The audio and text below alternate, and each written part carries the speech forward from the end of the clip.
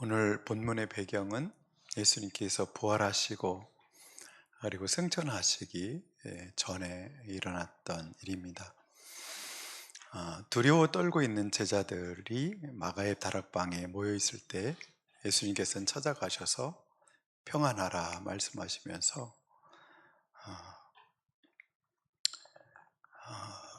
그들에게 숨을 불어넣으시면서 말씀하십니다. 아버지께서 나를 세상에 보내신 것 같이 나도 너희를 세상에 보낸다, 이렇게 말씀하십니다. 그리고 마리아를 통해서는 무슨 얘기를 하셨냐면 갈릴리로 제자들에게 가 있어라고 해라. 그러면 거기서 내가 그들을 만날 것이다. 그런 그 상황에 지금 있습니다. 음, 네. 근데 그래서 이제 제자들이 갈릴리에 지금 가 있습니다. 마가의 다락방에서는 이젠 방에 문 잠그고 있었던 곳에서는 벗어났고, 그래도 예루살렘에서 좀 멀은 곳 갈릴리 지역으로 왔기 때문에 그들은 바깥 출입도 하고 이제 그런 상황이 되었습니다. 근데 그때 모였던 사람들이 누구 모였냐면 베드로, 도마, 그리고 나다나엘이 여기 등장해요. 나다나엘을 소개하대요. 12제자 중에는 속하지 않았던 사람인데 나다나엘이 등장하고, 그리고 이제 야고보와 요한, 그리고 이름을 밝히지 않은 두 제자가 있는지 누군지 궁금합니다. 이분들이 7명이 모여서 지금 갈릴리 지역에 있습니다. 갈릴리는 어떤 곳이죠? 처음 제자들이 예수님을 만난 곳이고 거기서 활동하던 곳이죠. 주 무대가 갈릴리에 있는데 주님께서는 그들을 갈릴리로 다시 부르시고 그곳에서 처음 시작했던 그때처럼 그분들을 만나려 하십니다. 이때 베드로가 이렇게 말합니다. 나는 고기를 잡으러 가겠소. 그럽니다. 나는 고기를 잡으러 가겠소. 그랬더니 다른 6명도 뭐라고 하냐면 우리도 함께 가겠소 그랬습니다. 여러분, 이 상황이 어때요? 예수님께서 이제 떠나십니다.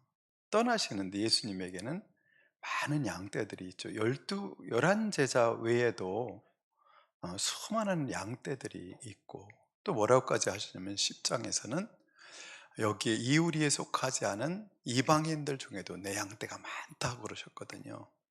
그러면 이 양떼들을 누가 돌볼 것이냐 하는 어떤 상황에 놓여 있습니다. 제자들은 언제부터 교회를 세우기 시작하고 언제부터 사역을 시작하면 좋을까요? 어떤 방식으로 그들은 사역을 처음에 시작하기 시작했을까요? 결국 그 양떼들을 예수님이 떠나고 나시면 누군가 돌보고 누군가 이끌어가고 누군가 말씀을 전하고 그분들을 의의 길로, 그리고 선한 길로, 푸른 초장으로, 맑은 물가로 인도하셔야 되는데 누가 그 역할을 감당할까요? 아직 제자들은 두려움에서 벗어나지도 못하고 있고 어떻게 사역을 시작해야 될지 감을 잡지 못하는 그런 상황에 있습니다. 어떻게, 언제, 어느 시점에 어떻게 시작해야 될지, 교회를 어떻게 세워야 될지 이런 것이 전혀 이게 감이 없습니다. 예, 그래서 그들은 이렇게 말합니다. 나는 고기를 잡으러 가겠어. 전에 하던 3년 전에 하던 일이죠. 그죠? 그랬더니 다른 제자들은 이거 고기 안 잡던 사람들, 나다나엘 같은 사람 안 잡던 사람 같은데 우리도 가겠어. 그러면 같이 갔어요. 근데 가서 이렇게 표현합니다. 그들이 그러나 그날 밤에는 고기를 한 마리도 잡지 못했다. 밤새도록 그물을 던지는데 새벽 동이 터오르는 그때, 새벽이 동이 터오는 그때쯤 됐는데도 그들은 고기를 한 마리도 잡지 못했습니다. 계속 그물만 던지는 것이죠. 그물만 던져요. 그때 예수님께서 그곳에 찾아오셨습니다. 부활하신 예수님께서 찾아오십니다. 그리고 이렇게 물으십니다. 얘들아, 뭘 좀 잡았느냐? 이 말은 얘들아라는 말 때문에 좀 오해가 되기 쉬운데, 어이 친구들 뭐 좀 잡혔어? 이 말입니다. 어이 친구들 뭐 좀 잡혔어? 예. 그러니까 못 잡았습니다. 그럽니다. 못 잡았습니다. 여러분, 여러분 한번 묻고 싶어요. 지금 이분들은 해야 될 일은 나가서 사람을 낚는 어부로서의 역할을 감당해야 되는데, 그죠? 사람 낚는 어부의 일을 해야 되는데, 지금 옛날에 했던 고기 잡는 일을 도로 하고 있습니다. 그 일을 하고 있는데, 여러분, 이때 그물을 던지면 고기가 막 많이 잡혔으면 좋겠어요? 안 잡혔으면 좋겠어요? 그때도 그물을 던지면 막 고기가 잡히면 복이에요? 안 잡히는 게 복일까요? 그물만 던지면 무조건 우리들이 하나님의 사람이니까 가서 무슨 일을 하든지 막 잘 되면 좋을까요? 아니면 정말 해야 될 일을 하지 않고 다른 일을 하고 있을 때 그게 잘 돼야 될 거예요? 안 되는 게 복일까요?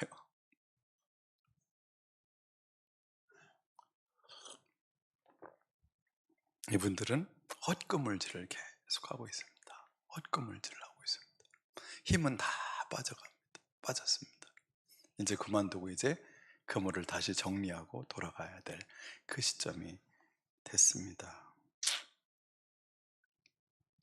그때 주님께서 말씀하십니다. 배 오른쪽에 그물을 던져라. 그러하면 잡을 것이다. 그래서 배 오른편에 그물을 던졌어요. 어떻게 던졌는지 몰라요. 이 사람들 말을 잘 듣네요. 근데 이게 너무 많이 잡혀서 그물이 막 찢어질 만큼. 나중에 세보니까 몇 마리요? 150 3마리. 모나미 볼편에 써 있는 숫자죠. 150 셋, 153. 한 번에 그물 던져서 그 정도 잡히는 건 이건 정말 어마어마한 일이죠. 그 호수에 있는 모든 물고기가 글리 다 몰려온 것처럼 그렇게 잡혔습니다. 그때 옛날의 기억 때문에, 옛날에 요한과 베드로가 예수님을 처음 만났을 때 베드로가 예수님 앞에 무릎을 꿇으면서 주님, 나는 죄인입니다, 나를 떠나소서 했던 그때도 어디죠? 배 위였습니다. 고기를 잡는 그때였어요. 그때가 요한의 머리에 탁 번개처럼 스쳐가면서 주님이시다, 딱 그럽니다. 저분은 주님이시다. 그러니까 베드로는 밤에 안 추웠나? 옷을 위통을 확 훌떡 벗고 맨살로 그물을 던지고 있었어요. 맨몸으로. 그러다가 겉옷을 주워 입고 바다에 뛰어듭니다. 주님이라는 그 말 한마디. 근데 뒤에 보면 이거 어디, 거기에서 육지까지는 몇 미터래? 90미터래. 90미터쯤 되는데, 그럼 막 뛰어내려서 막 수영을 하면서 아니면 주님이 있는 곳까지 달려갔겠죠. 베드로에게는 그렇게 엄청나게 잡힌 고기에 마음이 없어요. 그물을 던질 때도 그 마음에 계속 꺼멍했어요. 그물을 던지는데 마음이 맑고 깨끗해서 고기 잡는데 집중할 수 있으면 좋은데, 고기 잡는데 집중이 안 돼요. 지금 자꾸 누구만 생각나요? 예수님 생각나요. 뭐가 생각나요? 또 예수님을 부인한 그 장면이 자꾸 마음에 떠올라서 죽을 것 같아요. 요즘 베드로는 밥맛도 없고 아무런 의욕도 없고, 그러니까 가서 그물을 던지는 것으로 의욕적으로 막 잡아야지 이게 아니라 그냥 그물을 던지는 거예요. 그물을 던지고 있어요. 근데 주님이라는 그 한마디를 듣고 나서 그는 바다에 뛰어듭니다. 그의 마음속에는 오직 예수님밖에 없습니다.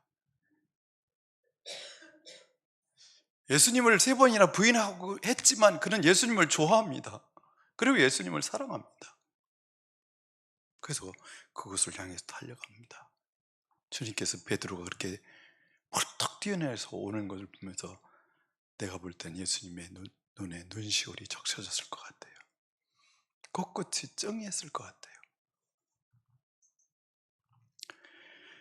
주님은 베드로가 왔는데도 그냥 계속 떡과 숯불을 피워놓고 떡과 고기를 굽고 계십니다. 다른 제자들도 이제 왔습니다. 그때도 그 사람들에게 고기 주고 떡 주고 먹어라 먹어라 그러시고는 아무 말씀도 안 하십니다. 예수님도 침묵하시고 제자들도 침묵합니다. 조용히 떡만 먹고 고기만 먹습니다. 그때 예수님께서 베드로를 보고 말씀하십니다. 요한의 아들 시몬아, 네가 나를 이 사람들보다 더 사랑하느냐? 이렇게 물으세요. 베드로라고 이름을 지어주셨는데 오늘은 뭐라고 불러요? 베드로야라고 부르지 않고 뭐라고 불러요? 요한의 아들 시몬아라고 불러요. 요한의 아들 시몬아. 원래 있었던 그 이름, 지금 베드로는 뭐예요? 베드로의 상태가 아니고 누구의 상태? 자연인인 요한의 아들 시몬일 뿐이에요. 예수님을 배반하고 나서 주님의 베드로로서의 그 역할을 감당하며 그 길을 걸어가는 그 길을 걷지 못하고 있는 그는 지금 누구예요? 요한의 아들 시몬이에요. 그는 베드로가 아니에요. 그래서 주님은 그를 부를 때 베드로야 이렇게 부르시지 않고 요한의 아들 시몬아 이렇게 부르세요. 요한의 아들 시몬아, 네가 이 사람들보다 나를 더 사랑하느냐? 이걸 학자들이 한 세 가지로 해석해요. 첫째는 전에 네가 이런 말했지. 다 이 친구들이 다 주님을 배반하고 떠날지라도 저는 주님을 위해서 내 목숨을 바치겠습니다. 저는 주님을 떠나지 않겠습니다. 그랬지. 지금도 그 말,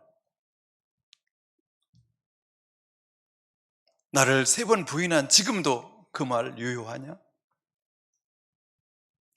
지금 내가 세상에 보낸 그 일을 하지 않고 거기 배를 타고 그물을 던지는 이 순간에도 너는 이 사람들보다 나를 더 사랑하느냐?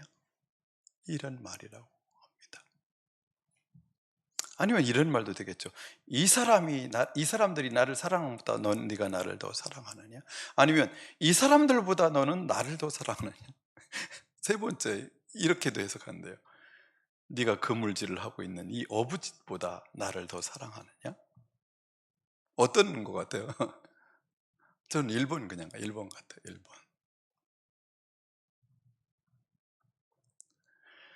그렇게 3번씩이나 물으십니다. 네가 나를 사랑하느냐? 네가 나를 사랑하느냐? 근데 물으실 때 이렇게 물으세요. 너는 나를 아가파오하느냐? 아가페의 사랑으로 나를 사랑하느냐? 이렇게 물어요. 전에 그랬잖아요. 저는 뭐 목숨을 버릴지라도 뭐 이렇게 말하니까 그건 아가페의 사랑인데 네가 그렇게 손해를 볼지라도 죽을지라도 그 위험을 당할지라도 나를 사랑한다면 그건 아가페의 사랑인데 그 사랑을 지금도 나를 사랑하느냐? 근데 베드로는 옛날처럼 그러면요 이렇게 말할 수 있었을 텐데 전화 같으면 3번 부인하고 나서는 그는 그렇게 대답하지 못합니다. 주님 그렇습니다. 내가 주님을 사랑하는 줄 주님께서 아십니다. 말이 완전히 바뀌었죠. 옛날에는 절대로 저는 주님을 사랑합니다 이렇게 말하는 유형이잖아요. 베드로는 절대로 반드시 막 이렇게 말하는 사람인데 오늘은 주님께서 아시잖아요 이렇게 말을 바꿨어요. 근데 거기서 사랑이라는 단어도 아가페의 사랑이라는 단어가 아니라 필레오 우정의 사랑으로 단어를 바꿉니다. 이제는 자신이 어떤 존재인지 조금 알았어요. 자신이 결단만 하면 막 다 할 수 있을 것 같은 그랬던 그것이 자기가 아무것도 아닌 존재라는 것을 자기 의지라는 것이 너무나 연약한 것이라는 것을 이제 베드로는 알았어요. 그래서 말을 바꿉니다. 내가 주님을 사랑하는 줄 주님께서 아십니다. 두 번째 또 물으시죠. 요한의 아들 시몬아, 네가 나를 사랑하느냐? 그러니까 주님 그렇습니다. 내가 주님을 사랑하는 줄을 주님께서 아십니다. 이렇게 말합니다.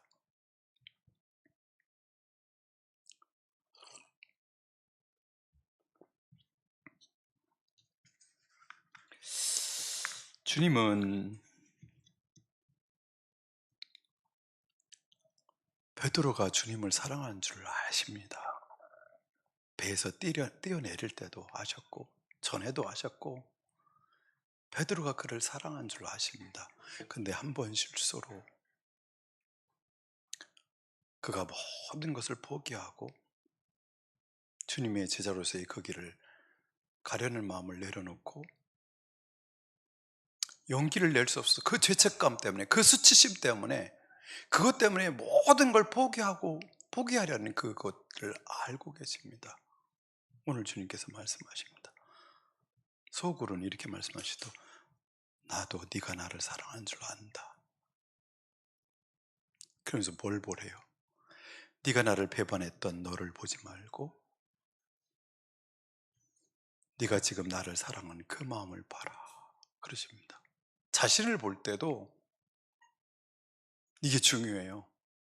잘못했던 나, 실수했던 나, 죄 지은 나는 이제는 지나보내고 주님을 사랑하는 마음이 있는지, 주님을 사랑하고 있는지 그것만 보라고 주님 말씀하십니다.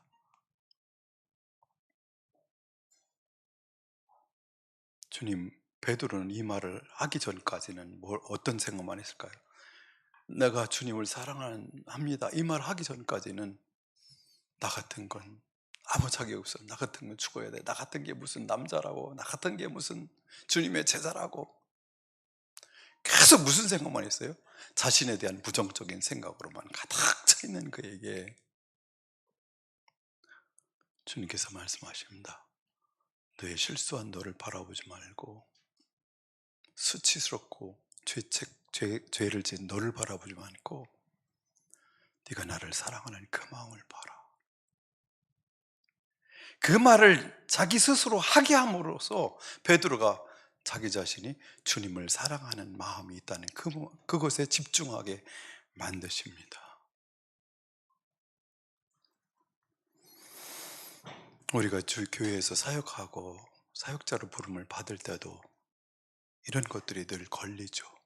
뭐만 자꾸 생각나요? 잘못한 것만 생각나죠. 선뜻 주의 일을 하는 데 있어서 나 같은 사람이 무슨 내가 주의 이 중책을 맡으면 내가 이런 일을 맡으면 교회에 누가 될 거야? 주님의 이름의 영광을 가리게 될 거야? 하나님의 영광을 가리게 되지 않을까? 이런 생각을 하게 됩니다. 그래서 선뜻 나서지 못하고 주저하고 쭈뼛쭈뼛하고 자꾸 뒤로 빙빙 돌게 되는 그런 일들이 우리의 삶 속에서 우리는 발견할 수 있습니다. 적극적으로 무엇인가를 해내고 싶은데 자꾸 그런 것들이 우리의 발목을 잡고 적극적으로 주님을 사랑한다고 말하기도 힘들고 열정적으로 주님의 사역을 하는 것도 발목을 잡아버리는 일들이 있죠. 이것이 장애이죠. 그때 주님께서 말씀하십니다. 너는 나를 사랑하느냐? 베드로가 속에 있는 걸 끌어올려서 어떻게 해요? 내가 주님을 사랑하는 걸 주님께서 아십니다. 이 말을 한마디를 하게 하십니다. 이걸 3번 하게 하시죠.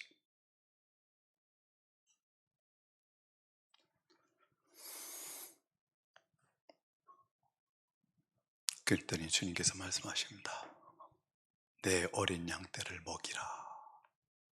여러분, 이제 예수님이 가시면 누가 이 일을 해야 돼요? 이스라엘에 흩어져 있는 그 많은 양떼에 찾아가서 누가 그 이름을 불러내고 그 양떼를 누가 찾아내고 누가 그들에게 진리의 말씀 복음을 전하고 누가 그 역할을 해야 돼요? 주님이 가셨는데. 제자들마저도, 특별히 베드로가 얼만큼 영향력을 끼치는지 여기서도 알 수 있어요. 7명 중에서 어떻게 해요? "나 고기 잡으러 가겠어." 그랬더니 "형 나도 갈래." 다 따라오잖아요. 베드로가의 태도에 따라서 제자들의 분위기가 전체가 다 거기 좌지우지되고 흔들리게 돼 있어요. 베드로가 어떻게 하느냐에 따라서 제자들의 분위기가 완전 달라질 수 있는데, 지금 베드로 한 사람이 축 처져 있으니까 다른 제자들도 똑같이 다 축 처져 있어요. 예수님께서는 다른 사람하고 대화하지 않고 베드로에게 집중하시죠. 베드로에게 집중하십니다.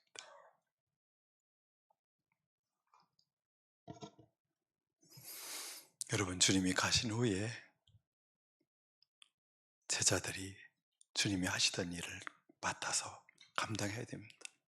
주님께 바톤을 이어받아서 이제 제자들이 달리고, 또 제자들을 통해서 세워진 그 제자들을 통해서 또 바통을 이어받아서 그 사람들이 주님께서 이 땅에 오셔서 하셨던 그 일을 계속 해야 됩니다. 그 일을 제자들이 감당하지 못하면 안 됩니다. 그 양떼들을 누가 돌보고 그 양떼들을 누가 진리의 길로 인도하겠습니까? 그렇게 2000년 동안 제자들의 바통은 우리들에게 이어졌고 또 우리들에게 이어져서 지금까지 왔습니다. 저는 우리 목요 묵상 모임이 좋은 게요, 매주마다 은혜로운 간증이 있다는 거예요. 새 간증이 계속 나요. 왜냐하면 보라를 양육하기 때문에 이 사람이 변한 얘기, 저 사람이 변한 얘기, 오래 믿었던데 뭐 그렇게 살던 사람이 보라를 통해서 막 60대 남자가 막 눈물을 흘리면서 새로운 변화가 일어났던 얘기. 지난주에는 또 금산에 있는 어느 학교의 선생님인데 처음 교회에 이번에 왔는데 8주 동안 해서 변화되어 세례받은 그런 이야기. 암 수술을, 이제 암 선고를 받아 사형 선고 2년 후에는 죽는다는 그런 선고를 받은 집사님이 어떻게 남은 생애를, 남은 시간들을 어떻게 하면 주님을 위해서 살까를 생각하면서 그것 생애들 정리하며 영적으로 그렇게 살아가는 이야기, 이런 이야기들이 매주마다 새 간증이 터져나와요. 새 간증. 옛날에는 막 30년 전에 예수 믿을 때 30년 전에 학생부 뭐 수련회 가서 뭐 그런 얘기 그랬었잖아요. 간증 얘기하면 막 청년 때 막 특히 기도가 불받은 얘기 뭐 맨날 그 얘기만 하는데, 옛날 지나간 얘기 무슨 소용이 있어요. 현장에서 지금 오늘 어떤 역사가 일어나냐가 중요하죠. 이 교회에서 그런 얘기 나오고 저 교회에서 그런 얘기 나오고 막 그러니까 목요 묵상하기 전에, 말씀을 묵상하기 전에 그런 교회에서 일어난 기적 같은 이야기들을 지금도 나누는데, 지금도 주님이 하셨던 그 일을, 제자들이 하셨던 그 일을 지금도 주의 종들이 세계 방방곡곡에 흩어져서 이 역사를, 이 일을 감당하고 있습니다.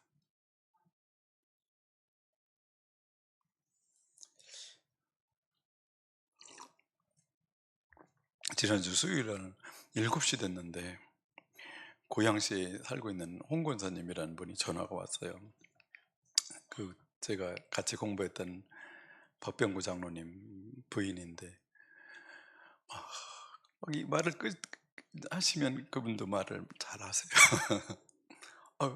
그래가지고 한 10분 동안 수요 예배 드리러 가야 된다. 그랬더니 뚝 끊으시더라고요. 근데 그분이 전화하면 늘 영혼 구원에 관한 얘기예요. 목사님, 그분이 이제 매주마다 지금도 그 공군 부대로 예배를 드리러 가세요. 갈 때마다 40명분 간식을 만들어 갖고 가든지 사 갖고 가든지, 우리 젊은이들이 좋아하는 걸 그러니까 자기 개인 돈 써가지고 매주마다 그렇게 해가지고 사하고 군부대를 가서 예배를 드립니다. 그 부부가. 근데 그 장로님 지금도 보라 양육을 계속 지금 두 팀을 하고 있어요. 하시고 또 하시고, 그리고 책도 그분만큼 보라의 도서를 많이 팔아준 사가신 분도 없는 것 같아요. 40권 사가셨다가 10권 사가셨다가 5권 사가셨다가 계속 그렇게 사역을 계속 하고 계세요. 은퇴하셨는데도. 장로님 뭐 은퇴하시고 뭐. 그런데 이번에도 그런 얘기 하시고 6월 달에 막 개척교회 목사님들을 어떻게 하다가 두 분을 만났는데 너무 안 됐더니, 한 분은 방에서 개척을 했는데 7, 8년 됐는데 3명, 5명 이런데, 이분들을 어떻게 도와줘야 될지 모르겠다고, 왜 이렇게 전도가 안 되는지 모르겠다고. 어떤 교회는 또 개척한 지 꼭 거기도 10몇 년 됐는데 교인들이 6명, 7명, 가족 빼면 뭐 3명 뭐 이런 상태인데 어떻게 하면 좋을지 모르겠다고. 그분들을 위해서 기도하시고. 그래서 이번에도 6월 달에 있는 보라 세미나에 참여하게 하려고 권면하고 책도 선물하고 또 세미나비도 부부가 오면 40만 원이 되는데 그거 다 내주면서 이렇게 참여시키려고 하고.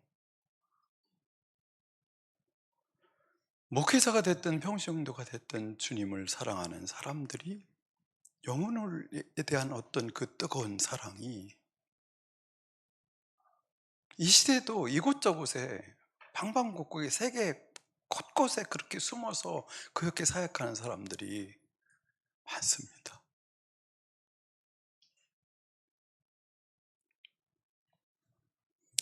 내 양을 먹이라. 내 교회를 사랑하라. 내 교회를 사랑하라.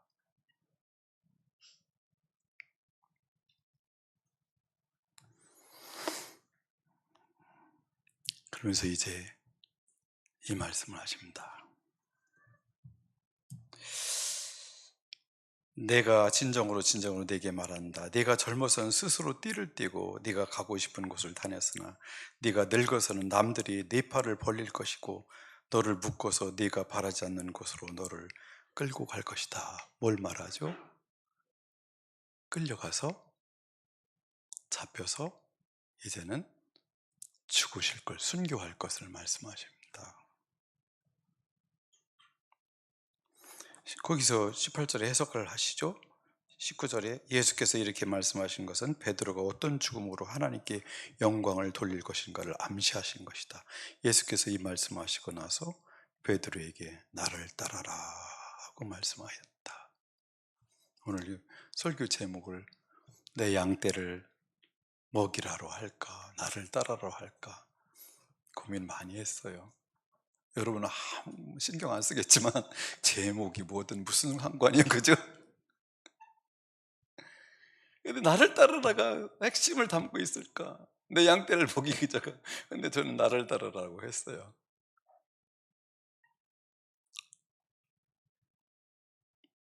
이 말은 무슨 말이죠? 너도 나처럼 죽어라, 이 말이잖아요. 너도 나처럼 죽어라. 너도 내가 죽은 것처럼 너도 죽어라, 이 말이잖아요. 그러니까 베드로가 그 말을 듣고 어땠을까요? 그러니까 옆에 예수님이 사랑하는 것 같은 요한에 대해서 궁금한 거예요. 이 친구는 어떻게 될 거예요? 이 친구도 나처럼 죽어요? 그러니까 그 친구를 내가 올 때까지 살려두든 죽이든 그걸 네가 왜 신경 써? 너는 나처럼 죽어라. 이렇게 하세요. 그 사람, 그 친구 신경 쓰지 말고 너는 나처럼 죽어, 나를 따라라, 그러세요. 이 말을 들은 베드로의 심정이 어땠을 것 같아요? 왜 나만요? 이랬을까요? 왜 내가 나만 죽어야 돼요? 저 친구는 왜 살려두시는 거예요? 이 마음이었을까요? 아니면 가슴이 막 터질 것 같은 기쁨으로 벅차올랐을까요? 1번, 2번. 몇 번 같아요?